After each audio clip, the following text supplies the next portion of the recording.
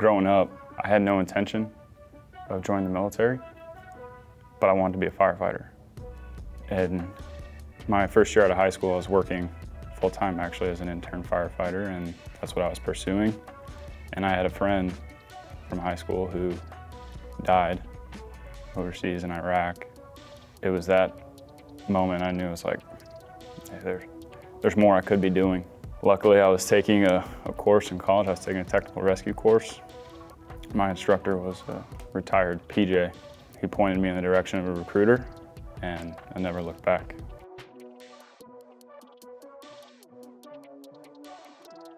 Well, I didn't really know anything about Air Force Special Operations. I think most people assume that Air Force is just going to be planes and pilots. But again, that instructor, that teacher, he said, hey man, go check this out. I think this is where you're gonna want to be. Thank God he did. Unfortunately, at the time, I had my uncorrected vision was outside the parameters of what I originally wanted to do. But that was also the same time where the initial AFSC switch had happened. And now there's this new thing, SAU-T. I didn't really know much about it, but they told me that you're gonna go get to serve and you are going to serve with the best.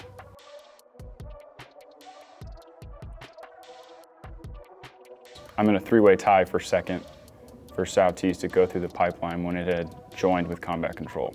So for those 2 years, it was brutal, especially being a minority AFSC, even within ST.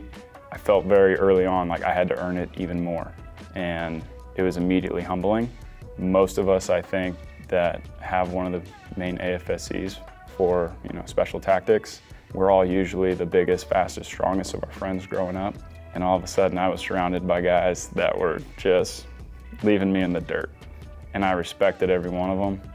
And we fought together and we earned everything together. And so when I graduated the pipeline, it was one of the best feelings I've ever had.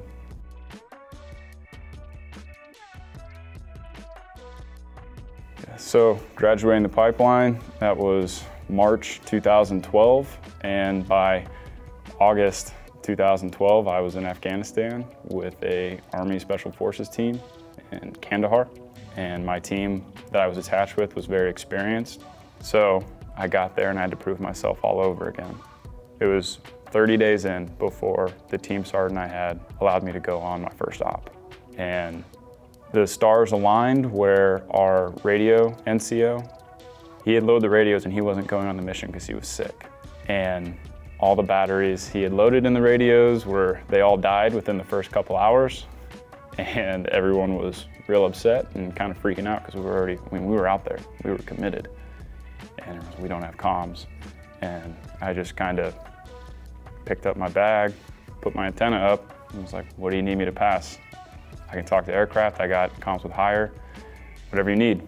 And I'm like, you can do that? I was like, yeah, I can. That's what they teach us to do, And just in that moment of, hey, I could take over and be on comms when no one else knew what to do. We got back that night and Team Sergeant was like, I'm never leaving again without you.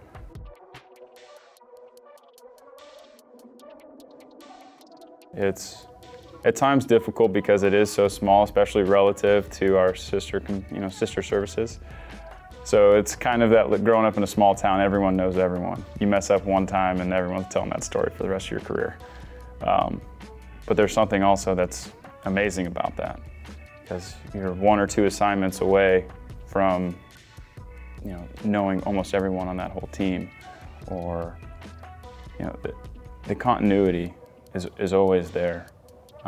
It makes it easy when when everyone says like, hey, if you ever need anything in the future, I know I'm leaving, but email me, call me. You really can't do that here. And it doesn't matter where.